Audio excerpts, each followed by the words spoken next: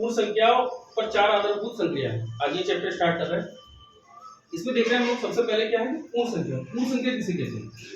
प्राकृतिक संख्याओं में शून्य को सम्मिलित करनी है। मतलब प्राकृतिक संख्या जो होती है, प्राकृतिक संख्या कौन सी? 1 2 3 4 5 6 7 8, अगर मैं उनसे पहले अगर मैं जीरो से स्टार्ट करता हूं तो वो पूर्ण संख्याओं में गिन दिया जाता है। पहला। दूसरा ये कह रहे हैं कि दो पूर्ण संख्याओं का योगफल करें, दो पूर्ण संख्याओं को या गुणनफल करें तो पूर्ण संख्या ही होता है। अगर दो संख्याओं का अगर हम योगफल कर रहे हैं या गुणनफल कर रहे हैं तो पूर्ण संख्या ही होता है। लेकिन अगर मैं इनका अंतर करूं दो पूर्ण संख्याओं का तो ये जरूरी नहीं है कि ये आपको पूर्ण संख्या ही आए। अच्छा, एग्जांपल के रूप में अगर मैं आपको बताऊं तो ये देखो है क्या, 0 1 2 3 4 5 डेट। अब ये देखो ये आ गए, ये पर 1 2 3 4 5 आ गए ना, ये तो प्राकृतिक संख्या है। इससे पहले अगर मैंने जीरो रख दिया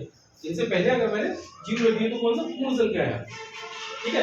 अब देखो समरक नियम क्या कहता है? सिंपल समरक नियम होता है। जैसे हम सिंपल जोड़ करते हैं 3 + 4 7, 18 + 7 25 हो गया।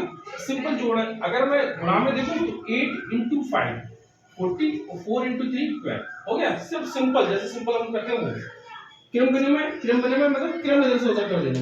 क्रम विनिमय में जोड़ कर रहे हैं 7 + 4 और 4 + 7, क्रम इधर से उधर कर देना। अब गुणा कर रहा है 8 × 3 और 3 × 8, क्रम इधर से उधर कर देना बस। अच्छा, ये क्या है? सहचारी नियम। सहचारी नियम क्या होता है? सहचारी नियम के हम देखेंगे 3 प्लस ब्रैकेट के अंदर 5 + 2। अब इसी को मैं इसको ले रहा हूं 3 + 5, इसको ब्रैकेट में कर दे रहा हूं और 2 को कर दे रहा हूं बाहर। ठीक है।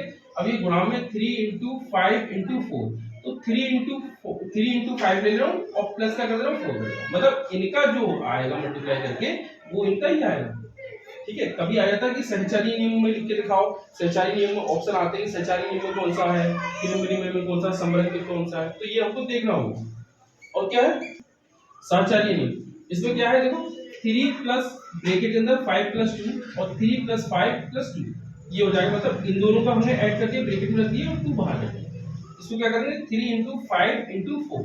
ठीक है। अब इसको क्या करेंगे 3 × 5 और मल्टीप्लाई कर देंगे 4, ये हो जाएगा आपका सहचारी नियम। उसके बाद बंटन नियम को हम क्या करेंगे जोड़ करेंगे इसमें, तो 6 × 5 + 3। ठीक है। अब इन दोनों को करेंगे ब्रैकेट के अंदर, देखो 6 × 5 ये हो जाएगा और 6 × 3 प्लस 6 × 3 ये हो जाएगा। ये दोनों अलग ये हो गए। आगे की मैं शून्य की कहा शून्य को बता रहा हूँ कि शून्य किस तरीके से हम शून्य को प्लस माइनस करेंगे तो क्या होगा अभी बता रहे हैं। अब हम लोग देख रहे हैं शून्य क्या है। देखो अगर मैं किसी भी संख्या के साथ मैंने 8 यहाँ पे लिख जरूर दिया, लेकिन किसी भी संख्या के साथ बेटा अगर हम शून्य को माइनस करेंगे तो वो संख्या ही आएगी। मतलब किसी भी संख्या के साथ अगर मैं 0 को माइनस करूंगा तो वो संख्या ही आएगी। 0 को मैं किसी भी संख्या के साथ प्लस करूंगा तो वो संख्या ही आएगी। देखो प्लस किया तो वो संख्या आई, माइनस किया तो वो संख्या, ये तो प्लस माइनस वाला। अगर मैं 0 को किसी संख्या के साथ गुणा करूं, किसी भी संख्या के साथ, मैंने 9 लिख दिया तो ये मत समझना कि 9 ही है। किसी भी संख्या के साथ अगर हम 0 से मल्टीप्लाई करते हैं मतलब गुणा करते हैं तो वो क्या आएगा 0। अब डिवाइड वाली कहानी आ गई। जैसे अगर मैं किसी भी संख्या को 0 को डिवाइड करूंगा किसी संख्या से 0 को मैं डिवाइड करूंगा तो कितना आएगा 0। और किसी भी संख्या को मैं 0 से डिवाइड करूं, किसी भी संख्या को अगर मैं 0 से डिवाइड करूं तो क्या आएगा इनफाइनाइट। ठीक है, हो गया दोनों। अच्छा, किसी की पावर 0 हो, कितने भी डिजिट कोई भी, मैंने 15 लिख दिया तो ये 15 ही नहीं है, कोई भी डिजिट हो, आप किसी भी डिजिट, जैसे अगर मैं कर दूं 2 3 5 6 7 पावर 0 तो इसका मान कितना होगा 1।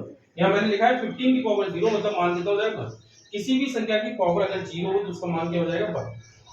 अच्छा, अब इसमें हम देख रहे हैं, इसमें बच्चे बहुत अटकते हैं तो उसको देख रहे हैं, इसको क्या है इसको समझना पहले सही से, ठीक कैसे इस तरीके से होता है। जैसे अगर हमारा ये क्वेश्चन आता है, मान लो मैं यहाँ पे लिख दूं 3 नहीं तो थोड़ा बड़ा डिजिट लिख रहे हैं 4 लिख रहे हैं और यहाँ पे लिख रहे हैं 13। अब यहाँ पे क्या लिख रहे हैं 4 3 12 और शेष का कितना आ जा रहा है 8। अब देखो इसको लिखते क्या किस तरीके से करते हैं। जैसे हमसे पूछा जा रहा था अधिकांश की भाज्य बताओ, हमसे अधिकांश क्या पूछा जाएगा भाज्य बताओ, तो भाज्य हमारा क्या है 13। चलो हम इसको छिपा रहे हैं 13 छिपा रहे हैं। अब देखो भाज्य बता रहे हैं, हमको इसको रूल को याद करना होता है, लेकिन अगर हम इस तरीके से देखने करना सीखे तो कोई याद करने की हमें जरूरत नहीं। कैसे मतलब हम करते क्या है भाजक और भागफल की मल्टीप्लाई करते हैं, ठीक है, और फिर उसमें जो भी मल्टीप्लाई आएगा उसमें हम शेष को प्लस करते हैं। ठीक है, जैसे ये क्या करेंगे भाजक इनटू भाग और प्लस शेष, तो हमारा क्या आ जाएगा भाज्य।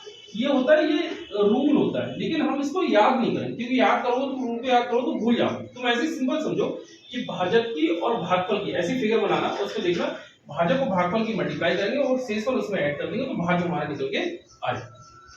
अगर मैं इसी को देखो 4 की 3 की मल्टीप्लाई करूं, 4 3 कितना हुआ 12, 4 के 12, 4 3 12, 12 में अगर 1 प्लस कर दूं तो कितना जाएगा 30। देखो 30 की तो था, डिवाइड कर लो, 4 3 कितना हुआ 12 और माइनस करने पे कितना आ रहा है 1। ओके, अभी हमने तो जो समझाना था इस चैप्टर में वो समझा दिया।